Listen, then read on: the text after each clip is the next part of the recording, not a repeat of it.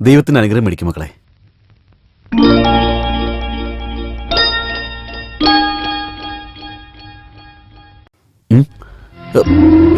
നിങ്ങൾ എന്താ മക്കളെ കാണിക്കുന്നത്?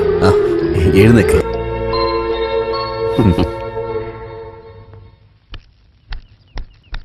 ശങ്കര ശങ്കര, ഇന്ന് കടയ്ക്ക് പോണം. പച്ചക്കറിയൊക്കെ വാങ്ങണേ, എന്റെ കൂടെ ഒന്ന് വാ. അമ്മേ, ചന്തയിലേക്ക് അമ്മ അപ്പുറത്തെ ഗിരിജയും കൂട്ടി പോയിട്ട് വാ. എനിക്ക് കുറച്ച് അത്യാവശ്യമായിട്ടുള്ള പരിപാടികളുണ്ട്.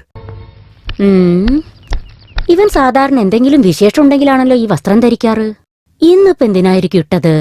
പ്രധാനപ്പെട്ട എന്തോ ജോലിയുണ്ടെന്ന് പറയുന്നു. കണ്ണ് വേറടിച്ച് കാണിക്കുന്നു.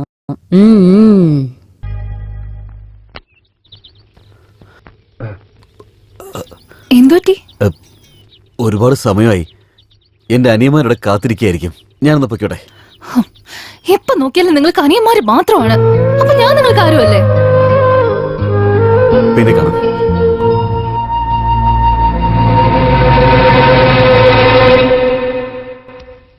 ഷൺമുഖ, എന്തുപറ്റി മോനെ? സ്കൂളിൽ പോകാൻ സമയമായില്ലേ? സ്കൂളിലേക്ക് ഒരുപാട് ദൂരം ഉണ്ടെന്ന് പറയുന്നു. അവന് നടന്നു പോകാൻ പറ്റില്ലത്രേ. സൈക്കിൾ വാങ്ങിത്താ, ഇല്ലെങ്കിൽ ഞാൻ പോവില്ല എന്നും പറഞ്ഞ് വാശി പിടിച്ചിരിക്കുക. അത്രയുള്ള കാര്യം. ഒരു സൈക്കിളല്ലേ, അത് എത്രയും പെട്ടെന്ന് ഞാൻ വാങ്ങിച്ചു തരാം. ഇപ്പൊ മോൻ പോവാൻ നോക്ക്. ചേട്ടാ, കാൽ നല്ല വേദനയുണ്ട്. കാലിന് വല്ലാത്ത വേദനയുണ്ടോ? അപ്പൊ ഒരു കാര്യം ചെയ്യാം, നീ എന്നെ തോളി കയറിയിരിക്കേ, ഞാൻ നിന്നെ സ്കൂളിൽ കൊണ്ടാക്കാം.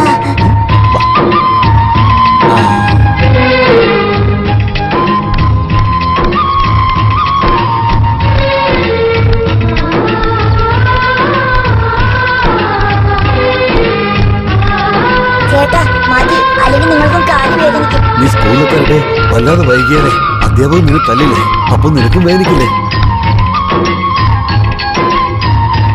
പോയിട്ട് വാ മോനെ.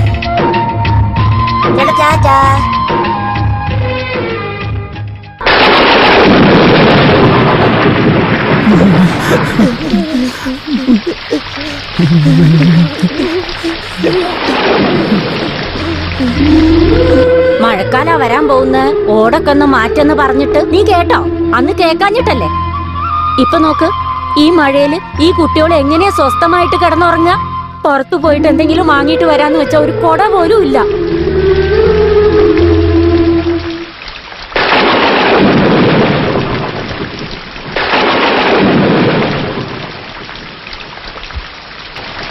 വരും മക്കളെ, ഈ കുടയ്ക്കകത്ത് കയറിയിരിക്കേ.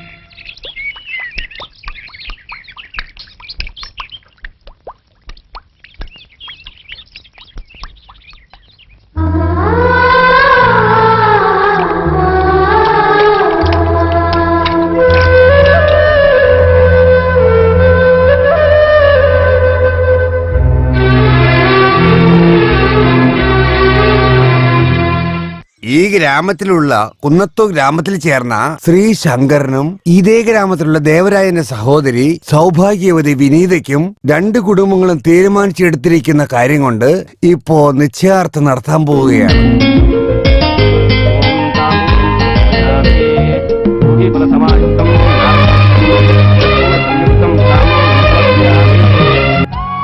ശങ്കര്, നിന്റെ മനസ്സുപോലെ തന്നെ എല്ലാം ഭംഗിയായിട്ട് നടക്കും മോനെ.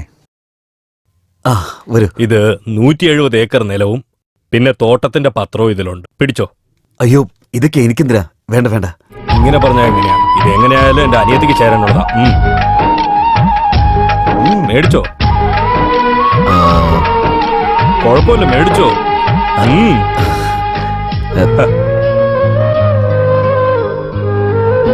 അതെ, കല്യാണം കഴിഞ്ഞ എങ്ങോട്ടേക്കാ കൊണ്ടുപോവാ? എവിടെ പോകാനാ നിന്റെ ആഗ്രഹം? ഊട്ടിയിലേക്ക് പോയാലോ? ഊട്ടിയിൽ എന്താ ഉള്ളത്? അവിടെ ക്ലൈമറ്റ് അടിപൊളിയായിരിക്കും. നീ ഒന്ന് മൂളിയാ മതി, ആ ക്ലൈമറ്റ് ഞാൻ ഇവിടെ കൊണ്ടുവരാം. തമാശ കളിക്കല്ലേ, എന്നെ കൊണ്ടുപോവാന്ന് പറ. കൊണ്ടുപോകാം. ചേട്ടാ, എനിക്ക് മൂത്രമൊഴിക്കാൻ മുട്ടിട്ട് വയ്യ. എവിടേക്കാണ് പോണ്ടത് പറയോ? നോക്ക്, പുറകിലേക്ക് പോ, അവിടെ ടോയ്ലറ്റ് ഉണ്ട്. എവിടെയെന്നറിയില്ല, നിങ്ങളൊന്ന് കൂടെ വരുമോ? നീ തന്നെ പുറകിലേക്ക് പോയി നോക്ക്, ആ പറഞ്ഞോളൂ. ചേട്ടാ, എന്നെ നിങ്ങൾ തന്നെ ഒന്ന് കൊണ്ടുപോകുവോ? ഞാൻ കൊണ്ടുപോയിട്ടരാം. വാ മോനെ, വാ.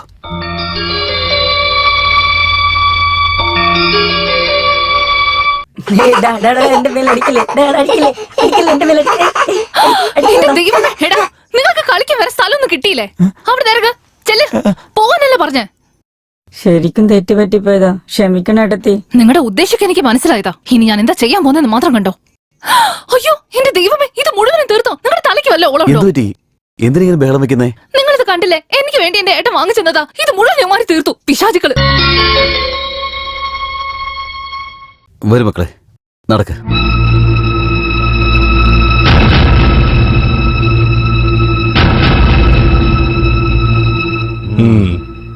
എന്താ മോളെ, ശങ്കരനാനിയന്മാരുടെ കുറുമ്പ് കൂടിപ്പോയോ? എന്റെ ഭഗവാനെ, ആ പിള്ളേരുടെ വികൃതിയെ സഹിക്കാൻ പറ്റാതെ. കല്യാണം കഴിഞ്ഞോണ്ട് ആദ്യം അവർ ഈ വീട്ടിൽ നിന്ന് പുറത്താക്കണം, എന്നാലേ സമാധാനം ഉണ്ടാവും. ശങ്കരനെ പ്രേമിക്കുന്നതിന് മുമ്പ് ഇതൊക്കെ ആലോചിച്ചിരിക്കണം. ആർക്കും ഒന്നും ചെയ്യാൻ പറ്റില്ല. നിന്റെ തലവിധിയാണ്.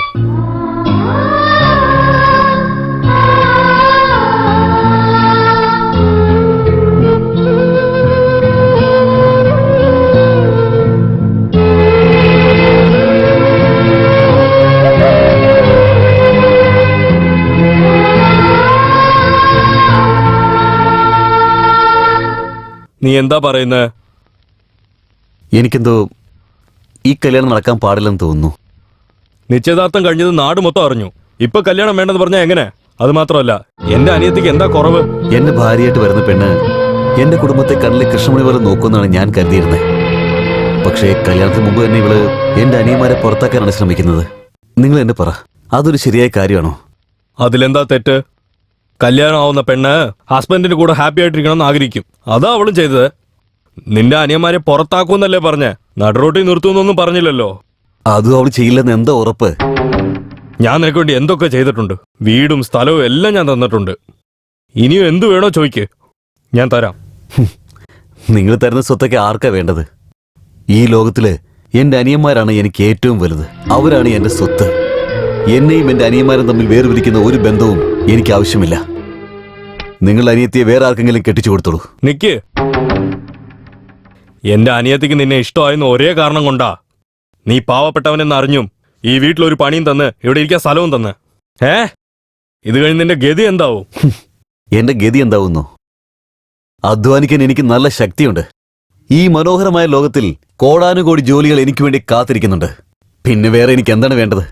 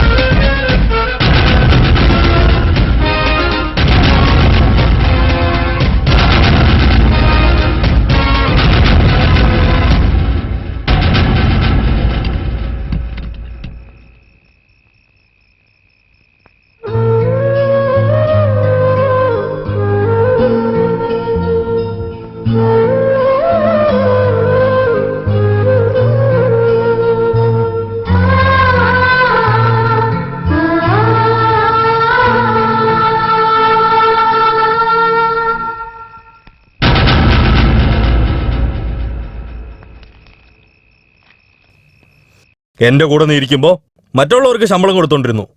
പക്ഷെ ഇപ്പോ കൂട്ടത്തിലൊരാളായിട്ട് കൂലി ജോലി ചെയ്ത് കൈകെട്ടി നിൽക്കുവാ അല്ലേ? ഹേയ്, നിന്റെ അനിയന്മാർക്ക് വേണ്ടിയാ എന്റെ അനിയത്തിയെ പൊക്കി എറിഞ്ഞിട്ട് പോയെ. ഞാനും നോക്കുവാടാ നിങ്ങളെല്ലാരും എത്ര ദിവസം ഒന്നായിട്ടിരിക്കുമെന്ന്. ഇങ്ങോട്ട് നോക്ക്, നാളെ നിന്റെ അനിയന്മാർക്കൊക്കെ കല്യാണം കഴിഞ്ഞു കഴിഞ്ഞാ നിന്റെ കൂടെ ഉണ്ടാവും നീ വിചാരിച്ചോണ്ടിരിക്കുവാ? ഡാ പോടാ. ഞാനൊന്ന് പറയാം കേട്ടോ, ഒരു ദിവസം നിന്റെ അനിയന്മാരെല്ലാം നടുറോട്ടി നിന്നെ ഇട്ടിട്ട് പോകും കേട്ടോ. അപ്പോ എന്റെ അനിയത്തി ചെയ്തത് ശരിയാണെന്ന് ഓർത്തോർത്ത് നീ ഉരുകുവേടാ. അതൊരിക്കലും നടക്കാൻ പോകുന്നില്ല. തീർച്ചയായിട്ടും നടക്കും. അങ്ങനെയൊക്കെ ഞാൻ നിന്നെ വെല്ലുവിളിക്കുകയാണ്. ഞങ്ങൾ ഒന്നിച്ച് ജീവിക്കുന്നത് നീ കണ്ടിരിക്കും.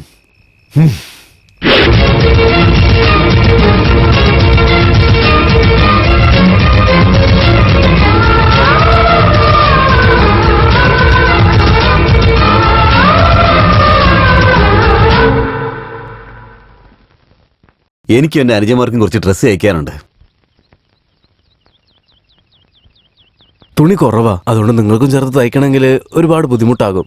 ഓ അങ്ങനെയാണെങ്കിൽ വേണ്ട, എനിക്ക് തയ്ക്കണ്ട. എൻ്റെ അനുജന്മാർക്ക് മാത്രം തയ്ച്ചാൽ മതി.